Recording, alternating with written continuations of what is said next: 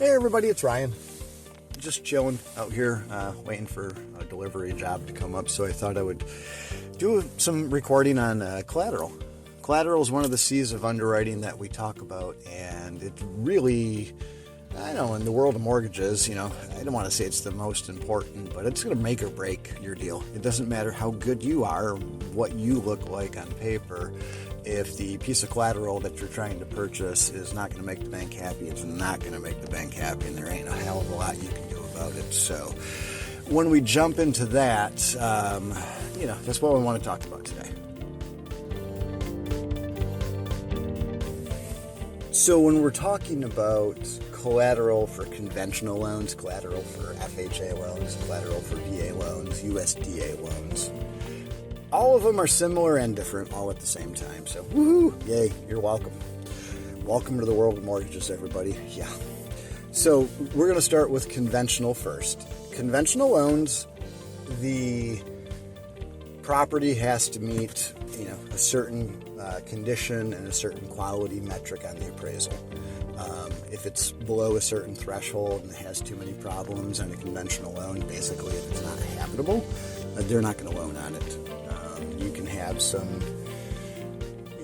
some issues. You could probably have some holes in a couple of the walls. You can have, just some basic things like, it's a fixer-upper, but you can still live there and fix it up at the same time. And your appraiser, when he gets to the property, is going to look at it. He's going to make that determination. He's going to give it some ratings. I'm not going to go into depth on those. We will go into some crazy depth on appraisals at some point in time.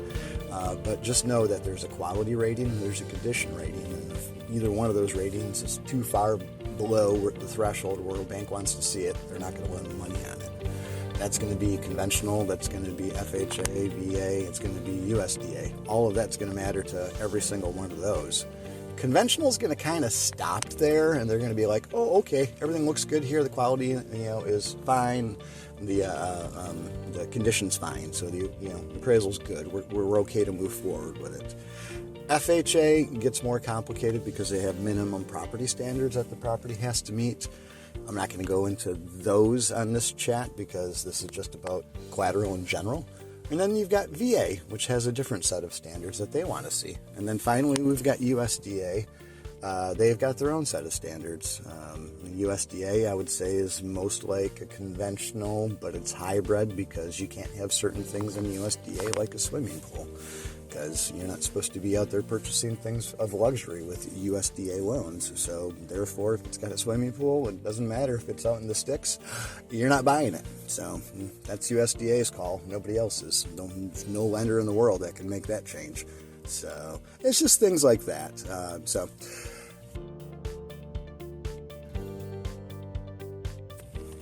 So what exactly is collateral? Collateral is anything that you put up to a lender in exchange for money or something of value back from them. So in the case of a mortgage, the house is the collateral, and if you default on the mortgage, they take the house back. In the case of an automobile loan, the auto's the collateral. If you don't make your payments on the automobile loan, guess what? They take the auto back. Think about it that way. Unsecured debt doesn't have anything securing it. That would be a credit card. When we say collateral, we're talking about secured debt. Debt that is secured by something of value. Something else that has value says, if I don't make the payments on this, you can go ahead and have it, and ain't a hell of a lot I can do about it. It certainly is a risk and a reward style system. You want to live in your house that you financed with the bank, so you're probably going to make your mortgage payment. Guess what? They realize that too. That's why mortgages can be easier to finance than other things. They can also be more complicated to finance. A lot of that can be dependent on the collateral. That collateral could actually make this entire situation super messy for you. Let's just say you've got an 800 credit score, and you've never bought a house before, but you've been living in your high-rise apartment in New York for the last few years, and you've got well-established credit. There's no reason in the world why a bank wouldn't loan money to you. You've got 20% down. You've got an 800 credit score. You've been at your employer for 10 years. On paper, you look like the golden dream that every single underwriter wants to see. Easy peasy. We're going to sign off on you. But wait, we haven't looked at the house you wanted to buy yet. And we find out that, I don't know, this thing is a mega fixer-upper, and you think it's okay because you've got this golden credit profile. But the house, it's not really even habitable right now. It's severely undervalued. It's sitting on Staten Island for, I don't know, $500,000, and that's a hell of a steal because, once you fix that baby up, it's going to be worth $2.3 million. But amazingly, nobody can find a lender to loan on it because the house is a piece of bleep, and nobody wants to touch it. That's because when they have to foreclose on it, not if, but when they have to foreclose upon it, because that's what their thought is, they don't know how they're going to get rid of the property. So therefore, your collateral doesn't mean anything to them. They don't want it. They don't want to do the loan because they don't want the piece of collateral. They love you.